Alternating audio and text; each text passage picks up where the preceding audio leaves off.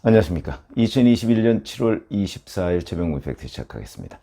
자, 김경수 전 경남지사가 징역 2년 최종적으로 확정이 돼서 이제 26일이죠. 내일 모레 재수감된다고 하는데, 이제 그렇게 하게 된 결정적인 동기는 역시 허익범 특검의 역할이었습니다. 근데 허익범 특검이 여기저기 인터뷰한 내용하고 제가 오늘 아침에 좀 통화해보고 뭐 한 그 결과를 보면, 야, 여기에 결정적 장면이 있구나, 이런 생각을 갖게 됩니다.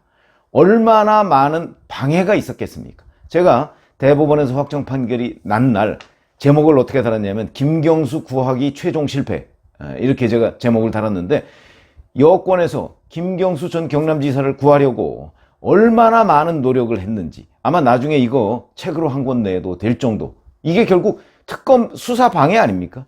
그 다음에 재판 방해, 이런 것들이, 그 장면이 엄청나게 많았는데, 그 여러 가지의 어려움을 극복하고 허익범 특검이 여기까지 와서 김경수 전 지사, 어찌 보면 문재인 대통령의 후계자로 여권에서 지목했던 사람입니다. 그 사람을 구속시킨, 여기에 정말 숨은 이야기들이 굉장히 많았구나 하는 걸 느낄 수 있었는데, 그 중에 딱 두 가지 장면, 이것만 제가 오늘 말씀드리겠습니다.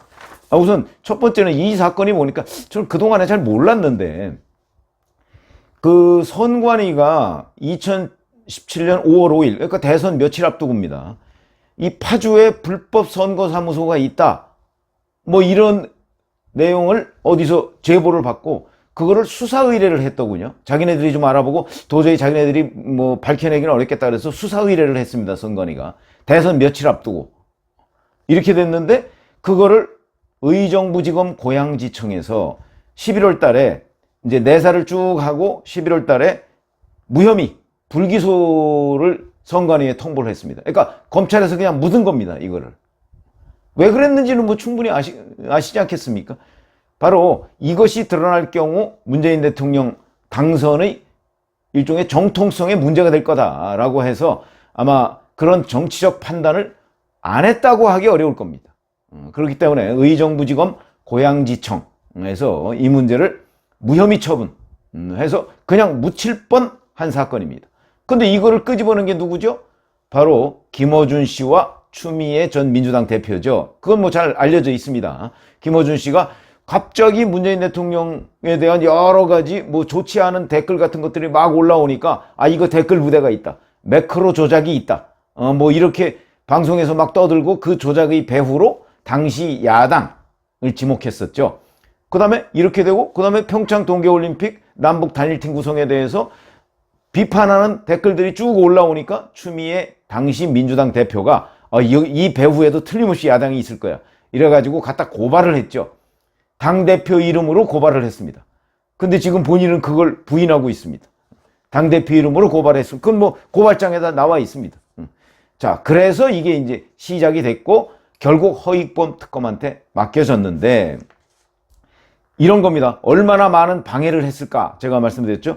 인터뷰 내용을 보니까 이렇습니다. 정부가, 이게 정권 초기 아닙니까? 정권 초기니까 얼마나 서슬퍼럴 때입니까? 그러니까 심지어는 이런 것이죠. 김경수 경남지사에 대해서 구속영장 청구했더니 기각돼. 그 다음에 그 센다이 총영사 뭐 거기로 가기로 했다 어쩌고저쩌고 했던 그 도모 변호사, 이 사람 구속영장도 기각돼.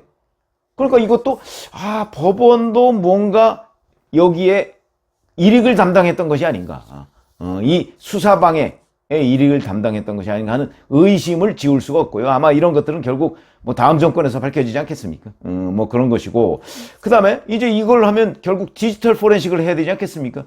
그래서 허익범 특검팀이 검찰과 경찰한테 우리가 이러이러한 일이 있어서 디지털 포렌식을 해야 되는데 그 장비 좀 빌려주세요. 그러면 우리도 쓰고 있습니다. 안 빌려줬다는 거 아닙니까?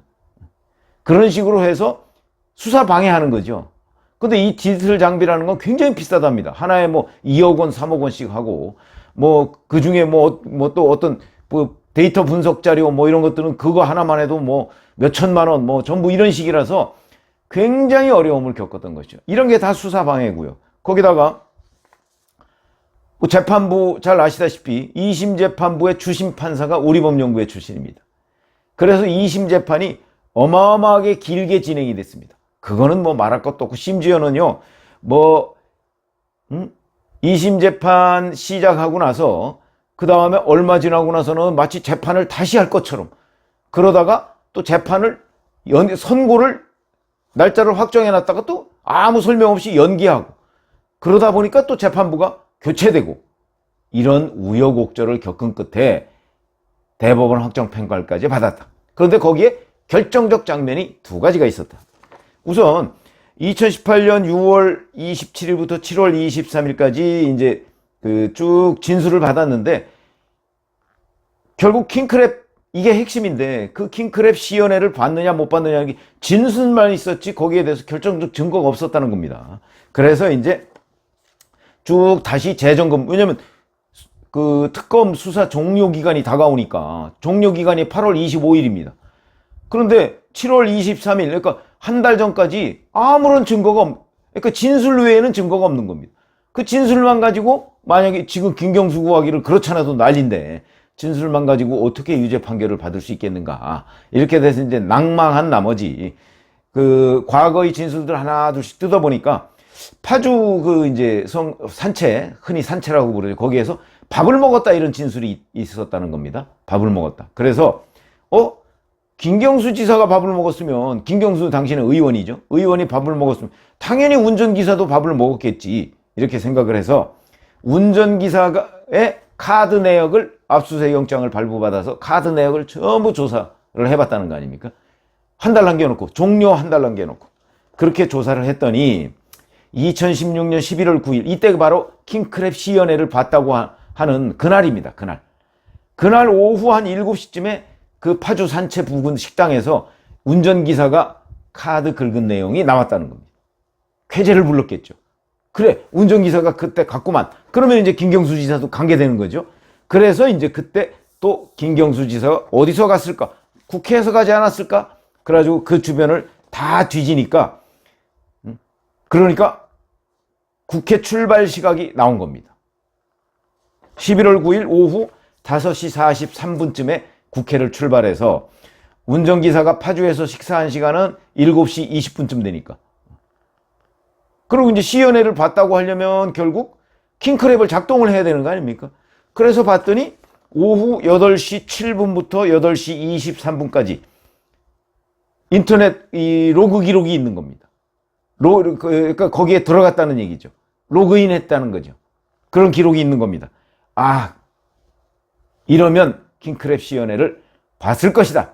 그 시간에 봤을 것이다. 봤기 때문에 킹크랩 작동이 그 시간에 시작이 됐고, 그 작동하는 시간에 운전기사는 나가서 밥을 먹었고, 이렇게 되는 거 아닙니까? 그래서 그 그림이 딱 그려지고, 아, 이건 명백한 디지털 증거다 하는 걸 찾아냈다는 거죠. 이 찾아낸 게 언제냐?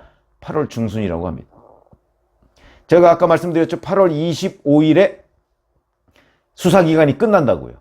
그렇게 얘기하니까 8월 중순이면 끝나는 거 열흘 앞두고서 결정적인 물증을 찾아낸 것이다. 그래서 제가 이게 결정적 장면이다, 이렇게 하나 말씀을 드리는 것이고, 그 다음에 2심은 이제 2019년 2월 14일 날에 이제 배당이 됐는데, 주심판사가 아까 얘기했죠. 우리법연구회 출신이라고. 끊임없이 여기에서도 의심스러운 장면들, 재판을 지연시키거나 아니면 재판 결론을, 1심 결론을 뒤집으려고 하는 그런 움직임들이 나왔다. 뭐 이미 이때 뭐 여권에서 김경수 구하기를 위해서 전방위로 뛰고 있다. 왜냐하면 원래는 조국 전 법무부 장관을 문재인 대통령의 후계자로 삼기 위해서 키우고 있었는데, 조국 전 장관이 윤석열 전 검찰총장에 의해서 잡힌 거죠. 잡히니까 그러면 안 되겠다. 플랜 B를 가동한 게 김경수 전 경남지사다, 이런 얘기죠. 그런데 이번에는 또 김경수 전 경남지사가 이 김어준, 추미애 이 사람들의 헛발질로 인해서 잡히게 생긴 거 아닙니까? 그러니까 이건 뒤집어야 되겠다. 윤석열 전 총장의 그 뚝심 있는 수사로 조국은 못 뒤집었지만, 자, 이거는 허익범 특검은 이게 뭐 검찰 조직을 가지고 있는 것도 아니고 그냥 임시 조직 아닙니까, 특검은? 그러니까 이거는 수사방해 또는 재판방해를 통해서 뒤집을 수 있겠다라고 했는데, 수사방해를 열심히 했는데 잘 안 된 거죠. 그러니까 이번에는 이제 재판부에서 어떻게 좀 뒤집어 볼까, 뭐 이렇게 지금 연구를 당시에 했던 것이고요. 자, 그런데 이 재판부에서 결국은 12월 20일 날 선고하려다가 갑자기 선고를 연기했다고 그랬죠. 그러더니 그 다음에 2020년 1월 달에 갑자기 또 변론을 재개하겠다고 합니다. 변론 재개가 뭐 쉽게 말하면 거의 재판 다시 하겠다 뭐 이런 거하고 비슷한 거고. 그러더니 2월에 재판부가 교체되고 3월 달에는 재판을 원점에서 재검토하겠다는 식으로 재판부가 나오니까 이거 뭐 명백하게 뒤집겠다 내지는 이 재판 안 끝내겠다 뭐 이런 걸로 받아들여질 수밖에 없는 거죠. 그런데 여기에다가 김경수 경남지사 측 변호인이 댓글을 이렇게 얘기합니다. 아니 그 댓글에 보면 뭐 유유 또는 뭐 기억리을 뭐 히읗 뭐 어쩌고 이런 기호들도 많고 이런 것들이 엄청나게 많지 않느냐. 거기에다가 드루킹이 그 문재인 후보를 비난하기 위해서 다른 댓글도 굉장히 많다. 그러니까 이게 어떻게 문재인 후보 옹호하는 댓글 조작이냐? 비방하는 것도 많은데 이제 이런 식으로 반론을 제기한 겁니다. 그러면서 댓글 우리 그거 믿을 수 없다. 댓글이 뭐 문재인 후보를 칭송하기 위해서 좋아요 뭐 이런 것들을 눌렀다. 우리 그거 인정할 수 없다. 이렇게 나온 겁니다. 그럼 그거 다 하려면 댓글 다 조사해라 이렇게 나온. 근데 댓글이 몇 개인지 아십니까? 120만 개입니다. 120만 개. 그게 언제냐면 작년 7월 20일이라고 합니다. 7월 20일에 갑자기 이제 거의 다 끝나가요. 7월 20일이면요. 원래는 8월 14일에 그 결심 공판을 하기로 했던 겁니다. 그러니까 거의 마지막 단계에 가서 댓글 120만 개 그거 조사해라. 우리 못 믿겠다. 이렇게 이제 김경수 지사 측 변호인이 또 지연 전술을 편 거죠. 그렇게 되니까 여기서 또 한 번 특검이 위기를 맞은 겁니다. 120만 개를 7월 20일부터 어떻게 조사를 합니까? 무려 120만 개를. 그것도 뭐 이거 기호 같은 거 다 빼고 그 다음에 문재인 대통령 뭐 이제 좀 옹호한 게 아니고 비판한 거 빼고 뭐 이런 걸 하나하나씩 가려야 될 거 아니겠습니까? 그게 무슨 기계로 할 수 있는 것도 아니고요. 그러다 보니까 이때 또 한 번 특검이 위기를 맞았다고 그렇게 얘기를 하더군요. 이제 이른바 그게 드루킹의 역작업 이런 것도 있다. 그러니까 이게 드루킹의 댓글 조작이라고 어떻게 단정할 수 있느냐 뭐 이렇게 이제 그 특검 측이 공격을 하니까 특검 측이 아니죠. 이제 김경수 지사 측이 공격을 하니까 특검팀이 거기에 대응을 해야 되는 겁니다. 그래서 이제 허익범 특검팀이 이걸 어떻게 할까 하다가 방법이 없더라는 거 아닙니까? 그래서 여기서 또 한 번 결심을 하는 거죠. 도저히 안 돼. 이게 도저히 안 되겠다. 그렇게 해서 본인을 포함해서 허익범 특검 본인을 포함해서 특검팀이 10명인데 이 10명이 한 달 동안에 120만 개를 하나씩 전부 다 분류를 했답니다. 120만 개를 나눠서. 그러면 뭐 10명이 한 달 동안 했으면 1인당 거의 12만 개 정도를 했다고 봐야죠. 그래서 아니 그게 가능합니까? 그랬더니 그거 가능하다. 그래서 몇 시간씩 했습니까? 하루에 17시간씩 했답니다. 그러니까 밥 먹고 잠자는 시간 빼고 잠도 줄이고 이거 빼고 17시간씩 120만 개의 댓글을 다 분류했다. 그래서 90만 개를 출연했는데 거기서 봤더니 문재인 후보 비판은 6,300개밖에 안 된다. 0.7%밖에 안 된다. 그러니까 이거는 이제 김경수 전 경남지사와 당시 의원과 뭐 이렇게 뭐 이제 댓글을 어떻게 해달라 뭐 이렇게 해서 약간 불만 있는 거 뭐 이런 불만이 있을 때 그런 아주 일시적으로 이제 누군가가 했던 거 이런 것이 0.7%고요. 나머지는 이제 다 그냥 댓글 조작입니다. 그래서 이제 그걸 밝혀내서 재판부에다 낸 거죠. 근데 이제 김경수 전 지사 측은 아마 약간 당혹해 했겠죠. 120만 개를 너희들이 못할 걸 아마 이렇게 기대를 했을 텐데 그거를 정말 불철주야. 그래서 가만히 계산을 해봤더니 최근에 왜 윤석열 전 총장이 뭐 주 120시간이라도 일을 하고 이 일이 끝나면 충분히 쉬어야 한다 뭐 이런 얘기를 했지 않습니까? 그래서 이 17시간 이게 주말도 없이 일을 했다는 거 아닙니까? 그래서 계산을 해봤더니 17 곱하기 7 했더니 그게 119입니다. 77에서 49 해서. 그래서 윤석열 전 검찰총장이 얘기한 120시간의 근거가 이건가? 뭐 검사들 흔히 주말도 없이 수사할 때는 주말도 없이 하거든요.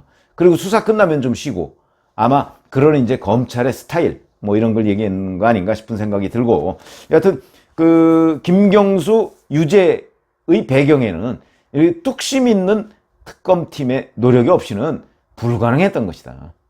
이거는 그냥 적당히 하기로 했으면 이런 일은 결코 오지 않았다.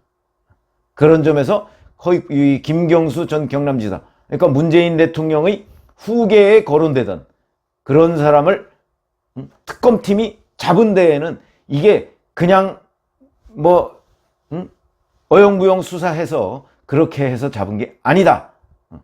이런 부분이 좀 나와야 하고요. 뭐 여기에 남은 거는 있습니다. 저는 뭐 문재인 후보도 틀림없이 알고 있었다고 봅니다. 근데 문제는 직접적 증거가 없기 때문이죠. 그거는 뭐 추후에 그냥 빈칸으로 일단 남겨두는 걸로 하고 일단 이 특검팀의 노력 그리고 그 속에 숨은 결정적 장면 2가지 물론 그 외에도 많지만 이런 것들을 전해드렸습니다. 감사합니다.